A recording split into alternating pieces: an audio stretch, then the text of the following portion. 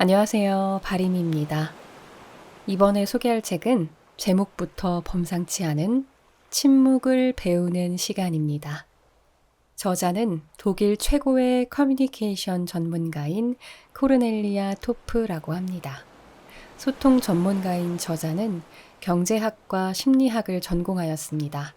현재 자신이 설립한 성공 커뮤니케이션 훈련 연구소 메타토크의 대표로 있습니다.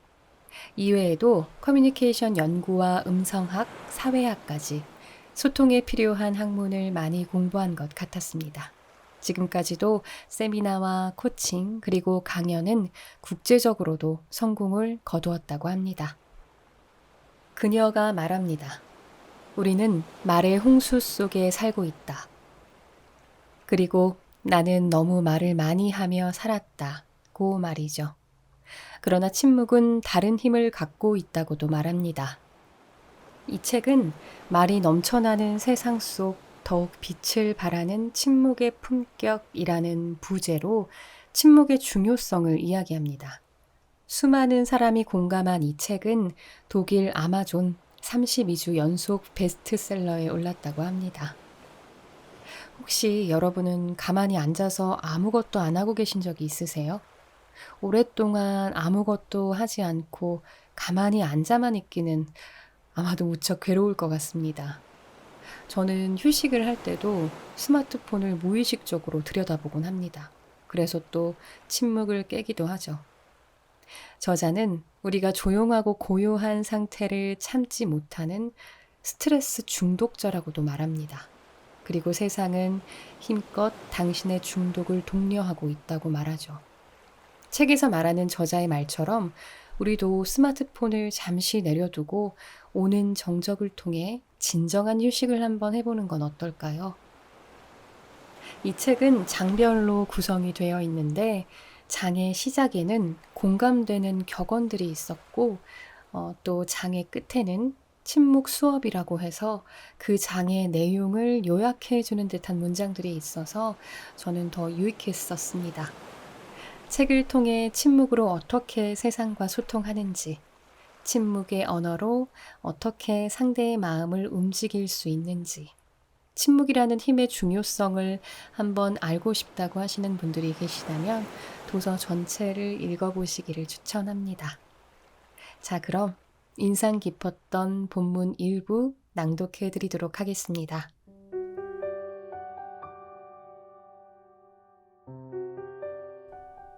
침묵을 배우는 시간.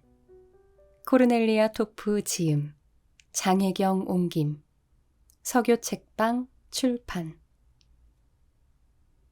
갈등 상황일수록 침묵은 효과가 크다. 누군가 당신에게 이런 멍청이 같으니 라고 꾸짖었다고 해보자. 화가 나서 바로 맞받아치고 싶을 것이다. 미국의 영부인 엘리너 루즈벨트는 이렇게 말했다. 당신의 동의가 없이는 아무도 당신에게 열등감을 느끼게 할 수 없다. 깊이 되새겨볼 가치가 있는 말이다. 그렇지만 우리는 감정이 상하면 즉시 반사적으로 생각 없이 대꾸하고 언쟁은 점점 심해진다. 그러나 자신이 동의한 것만 자신에게 돌아오는 법이다. 상대가 당신을 멍청이라고 하건 말건 그게 사실이 아님을 당신이 알고 있으면 되는 것이다. 침묵의 효과를 아는 한 여성 팀장이 말했다. 언쟁이 건설적인 차원을 벗어나면 무조건 입을 다물어 버립니다. 그게 최고예요. 말 안 하는 사람과 한번 싸워보세요. 싸움이 되나? 싸움 자체가 성립되지 않으니 상대는 밖으로 나가버린다. 바람직한 결과다. 또는 상대도 진정하고 보다 객관적인 차원에서 대화를 하게 된다. 더욱 바람직한 결과다. 하지만 이런 상황일 때 주의할 것이 있다. 침묵에는 건설적인 침묵도 있고 파괴적인 침묵도 있어서 어떤 침묵은 오히려 관계를 악화시킬 수도 있다. 상대의 말을 듣지도 않는다거나 말없이 노려보는 침묵은 좋지 않다. 입은 다물더라도 상대의 말을 경청하고 있다는 느낌이 전달돼야 한다. 쉬지 않고 말하는 사람은 상대를 이해할 마음이 없는 것이다. 당신을 비난하려는 것이 아니다. 사실 우리 모두가 다 그러고 있다. 나 역시 그렇다. 그러나 나는 상대에게 쉬지 않고 말을 늘어놓고 있음을 자각하고 있다. 그래서 마음이 불편하고 이렇게 상대를 괴롭히고 예의 없이 대해도 되는지 자문한다. 이런 자문이 언어 강박의 족쇄에서 해방되는 첫걸음이다. 물론 이 언어 강박에서 벗어나는 게 쉬운 일은 아니다. 언어 강박은 수많은 족쇄로 우리를 꽁꽁 묶고 있기 때문이다. 그리고 그중 하나가 조용하면 어찌할 바를 모르는 난감한 침묵이다. 특히 직장에서는 입을 다무는 것을 권력이 없거나 지식이 부족하기 때문이라고 생각하는 사람이 많다. 유독 임원들이 말이 지나치게 많은 이유도 입을 다무는 것을 곧 권력이나 신분을 상실하는 것이라 여기기 때문이다. 하지만 지식이나 권위가 부족하기 때문에 입을 다무는 것이 아니다. 오히려 침묵은 상대를 이해하고 존중하는 소통 방식의 일종이다. 그러니 당신 혼자 상대에게 일방적으로 떠드는 것이 아니라 소통하고 대화할 마음이 있다면 적절한 시기에 입을 다물고 상대의 말에 귀를 기울여 보자. 상대는 당신을 더욱 존중하고 한층 진지하게 대화를 나누려 할 것이다. 경기 시작 직전에 조잘거리는 선수는 없다. 직장이, 인간관계가, 가족이, 주변 사람들이, 사회가 모든 것이 날로 바쁘게 돌아간다. 우리는 쉬지 않고 스마트폰이나 아이패드를 들여다보고 노래를 듣고 대형마트에서 물건을 사고 인터넷 서핑을 하고 인스타그램을 하고 TV를 본다. 조용히 마음을 다독일 시간은 없다. 가만히 앉아서 아무것도 하지 않을 수 있는 사람도 없다. 그러고 싶은 마음도 없을 뿐더러 그럴 수도 없다. 어째서일까? 우리는 조용하고 고요한 상태를 참지 못하는 스트레스 중독자들이다. 세상은 힘껏 그 중독을 독려한다. TV 생방송 중 1분간 쉬어가는 시간도 사실은 휴식 시간이 아니라 광고 시간이다. 그렇다. 현대 사회에서 휴식은 없다. 철저히 폐지당했다. 말이 곧 매출인 시대, 침묵은 자본주의에서 범죄와도 같다. 다시 말해 우리는 소음과 분주함에 조건 반사하는 파블로프의 개와 같다. 중독과 노이로제. 한 여학생이 친구 귀에 꽂힌 이어폰을 뽑았다가 따귀를 맞은 적이 있다고 한다. 물론 친구는 고의로 그런 것은 아니었다. 그냥 반사적인 행동이었다. 그러나 차라리 고의로 그랬다면 내 마음이 조금은 편하겠다. 이런 공격적 반사는 전형적인 중독자들의 행동이기 때문이다. 마약을 빼앗긴 마약 중독자는 파충류 뇌처럼 반응을 한다. 이성이 사라진 동물의 뇌가 되는 것이다. 극단적으로 말하자면 지속적인 소음과 스트레스는 인간을 동물로 만든다. 아침마다 TV를 켜놓고 밥을 먹는 습관을 고쳐보려 했던 여성 경영인이 있다. 그러나 심각한 금단 현상이 나타났고 도무지 정막을 참을 수 없어서 다시 TV를 켰다고 한다. 어떤 방송인진 전혀 상관이 없었다.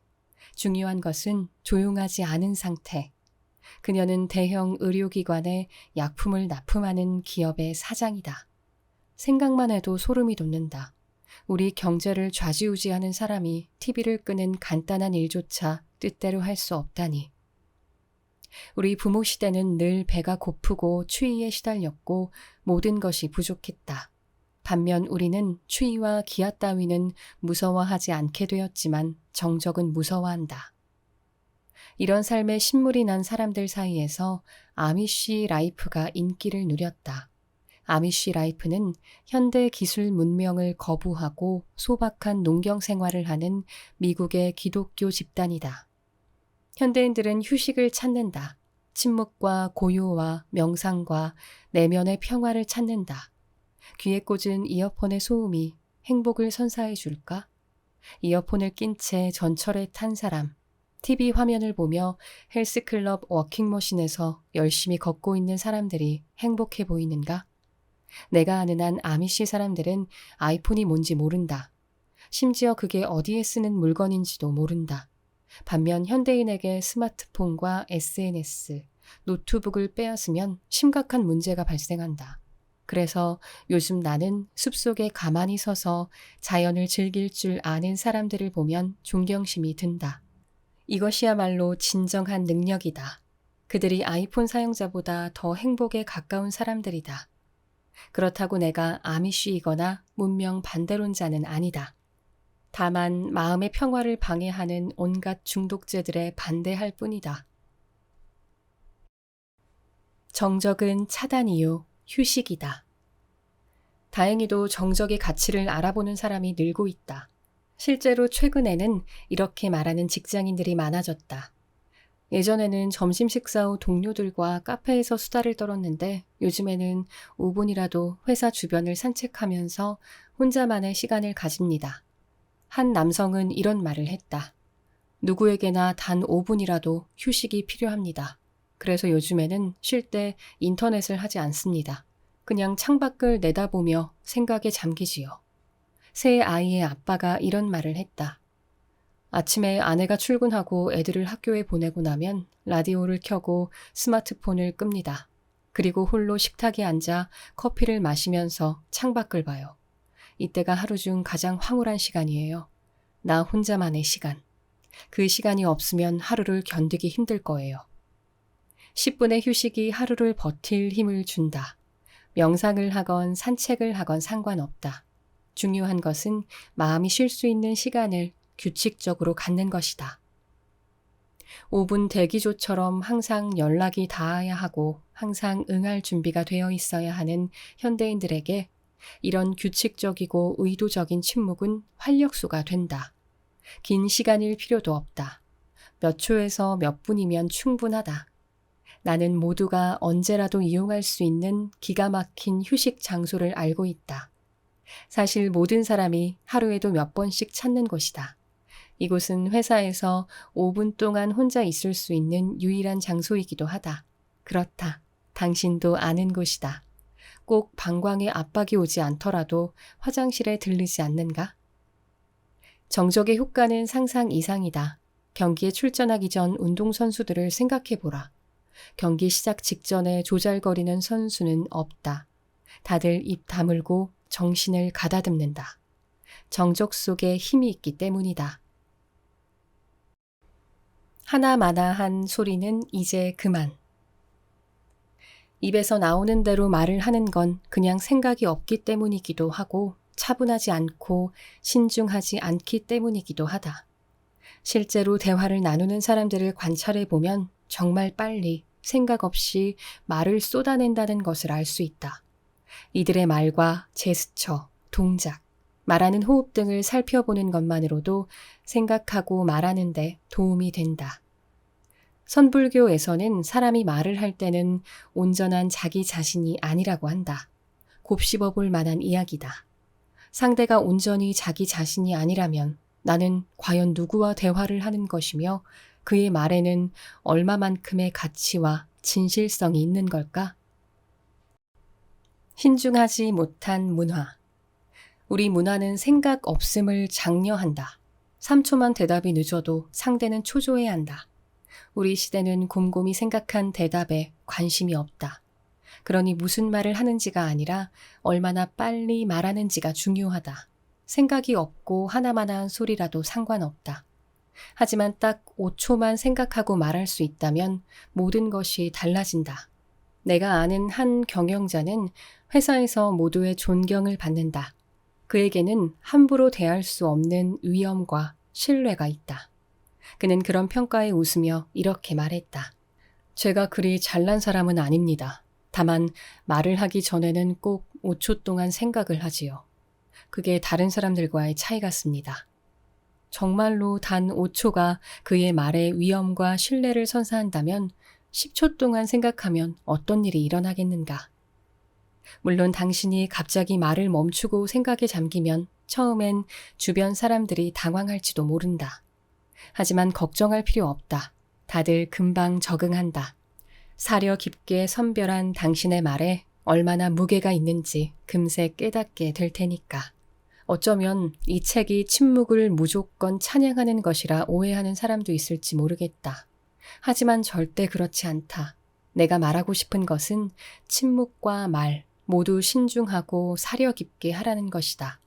다시 말해 의식적으로 선택하라는 의미다. 그래야만 신뢰할 수 있는 진정한 의미의 인격적 소통이 가능하다. 그 소통 뒤에는 맹목적 반사작용이 아니라 한 인간이 있다. 동물에게는 이런 선택권이 없다. 동물은 반사작용만 한다. 하지만 인간은 자극과 반응 사이에 반사작용 외에도 이성과 인성, 결정이 있다. 그러니 좀 과장하자면 침묵할 줄 모르는 사람은 절반만 사람인 셈이다. 미쳐 날뛰는 상사에게서 힘을 끌어낸다고? 스베틀라냐의 상사는 다혈질이다. 참다 못한 그녀가 사표를 내려던 찰나 상사가 또 한 번 폭발했다. 하지만 어차피 사표를 낼 생각이었으니 이번에는 그러려니 했다.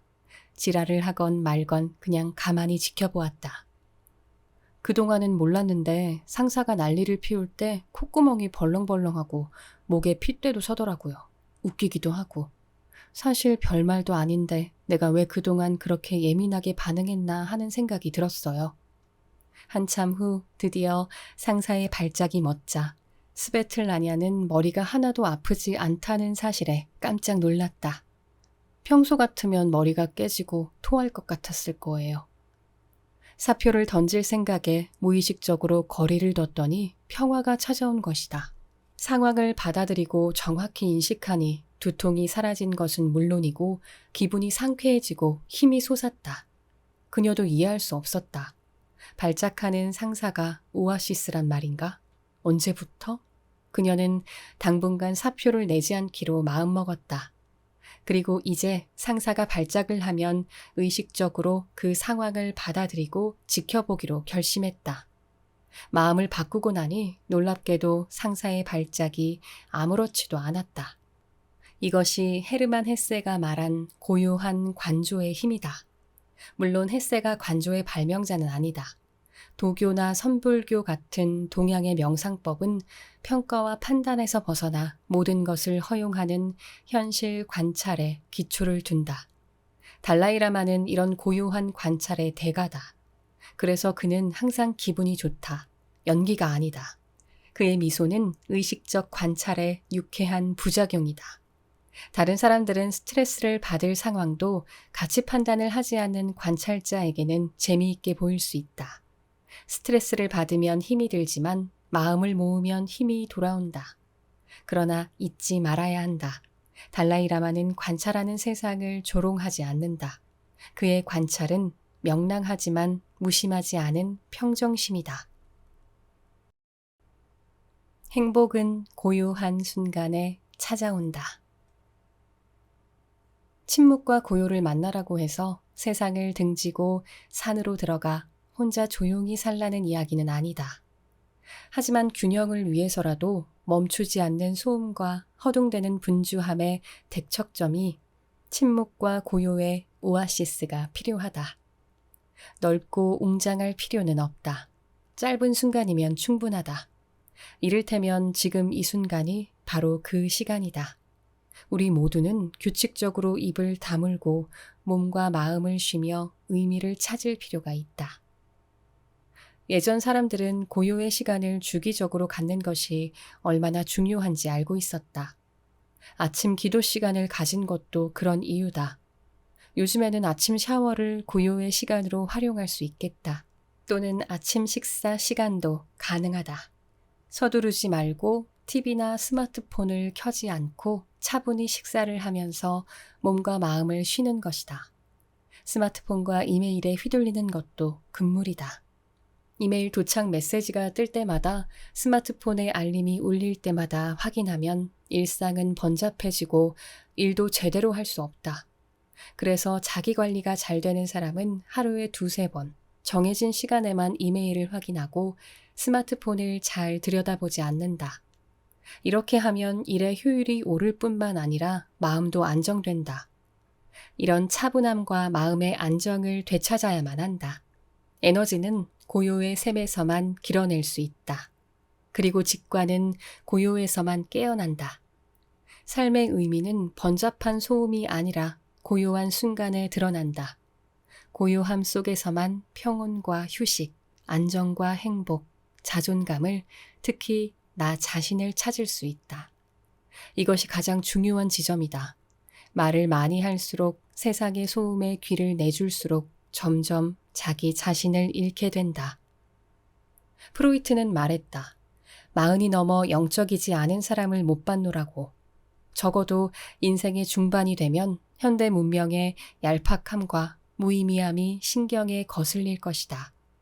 그럼 제 아무리 수많은 성공과 명예를 얻었다 해도 행복은 그런 것들에서 생겨나는 게 아님을 깨닫게 된다.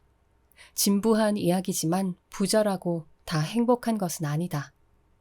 행복은 밖이 아니라 안에 있다. 행복은 보는 자의 눈 속에 있다고 했다. 행복은 이 세상이 아닌 자기 자신에게 있고 자기 안에서만 느낄 수 있기 때문이다. 그러니 계속 바깥 세상과 수다만 떨면 행복을 찾기란 불가능하다. 고요는 많은 것에 도움이 된다. 에너지와 창의성, 직관적 문제 해결을 돕는다. 하지만 그보다 중요한 것은 바로 고요가 인성의 발달을 돕는다는 점이다. 괴테는 말했다. 가장 큰 행복은 자신과 하나가 되는 인성이라고. 하지만 괴테가 미처 말하지 않은 것이 있다. 자신과 하나가 되는 인성은 고요한 순간에만 가능하다는 사실이다. 이런 고요하고 평온한 순간에만 우리는 자신을 찾을 수 있고 세계와 평화 협정을 맺을 수 있으며 행복에 가장 가까워질 수 있다. 끝으로 당신에게도 이런 행복하고 고요한 순간이 많이 깃들기를, 이 책이 부디 당신이 행복으로 가는 길에 도움이 되기를 바란다. 네, 여기까지 침묵을 배우는 시간 본문 일부 낭독해 드렸습니다.